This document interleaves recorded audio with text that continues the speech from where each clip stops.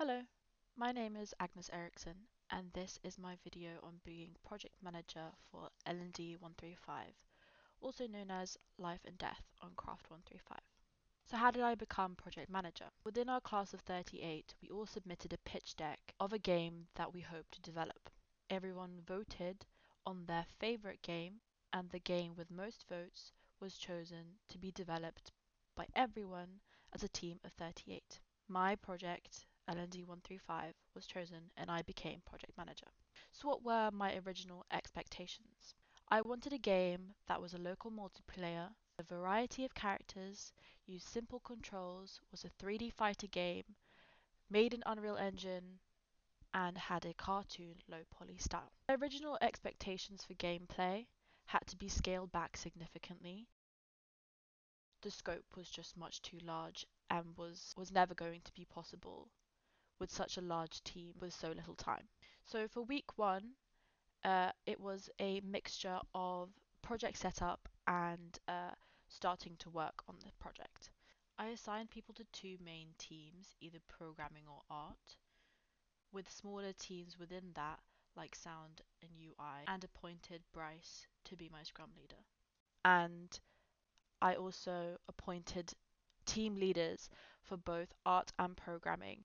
We also created a Discord server for communication outside of our allotted time session each week. Depending on what role you held in the project, you could see different channels, and because I am project lead, I can see all channels. This was very useful as it allowed us to communicate with everyone efficiently, although it was incredibly difficult to get people to engage even with this Discord. In the first 4 weeks, we used a Trello board to plan out each session.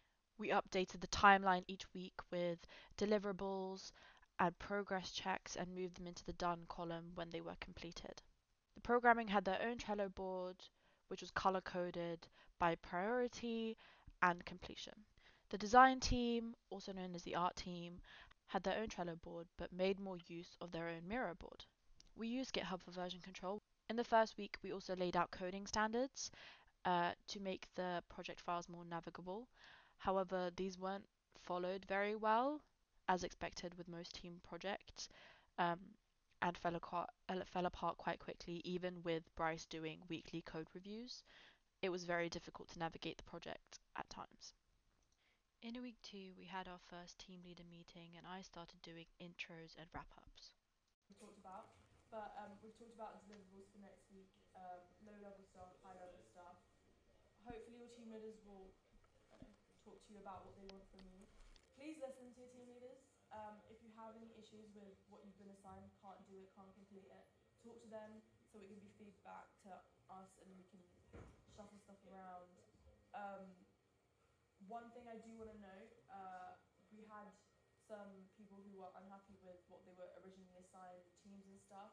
If that is you and you hate what you're doing, please speak up because it is your grade at the end of the day. Talk to your team leaders, we'll find you something to do that you'll prefer.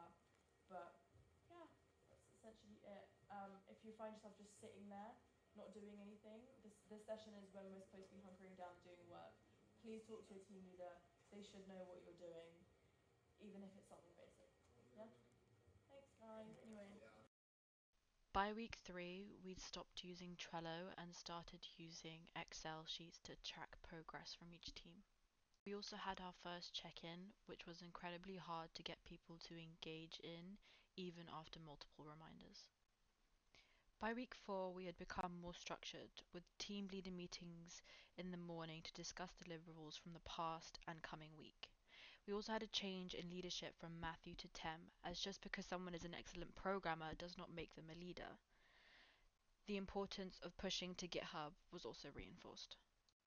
In week 5, after discussions between Tem, Bryce, and I, we decided to assign the programmers into 8 teams of 2. Art was doing well, but progress was still slow, so we made sure to emphasize functionality over perfection. Before week 6, we asked the programming team to submit their filled out priority list, and people sure love to listen. In week 6 and 7, Bryce and I started having weekly voice calls the night before each session for planning purposes. We also decided to merge the programming teams down to groups of 4, assigning them in ascending order of our priority list based off of their previous reliability. We also started Frankenstein, an amalgamation of all the programmers' work, which allowed for a game demo.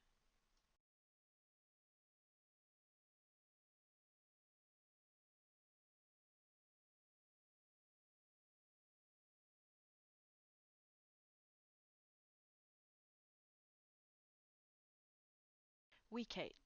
Now for what we've all been waiting for, GitHub and the Great Cull.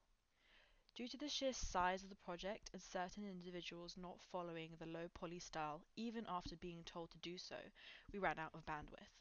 We could no longer pull and distribute the project. And then it was Christmas and progress stopped. Thanks to the hard work of a few very nice individuals like Matthew Privet and Matthew Glanville, and error after error after error, we finally got executable exe to distribute through OneDrive. Now for my reflection. Not that I would do this project again, but if I had to, I would definitely have chosen Unity over Unreal. Not only for version control aspects, but we encountered so many glitches and issues with Unreal Engine 5 that were completely avoidable. In the first few weeks, I really struggled with pushing past individual egos in favor of solid progress. A few individuals wanted to complete huge parts of the project on their own, which is not the reality of group work. I also struggled shutting down too ambitious ideas and sticking to what I wanted for the project, as in reality, as a manager, what I say should go. As this was not a real game studio, the team had no real motivation or consequences for completing their assigned work, or even turning up to sessions, with some only turning up to week 1 and week 8. As a result, there was never really a reliable solid workflow from the 38 team members, with maybe at most 10 actively engaging in the Discord, sessions, and GitHub. In the real world, I would have fired someone for watching a movie at work, but for this project, I couldn't. And thankfully, that's the end. Please enjoy this game demo, graciously provided by Matthew Privet.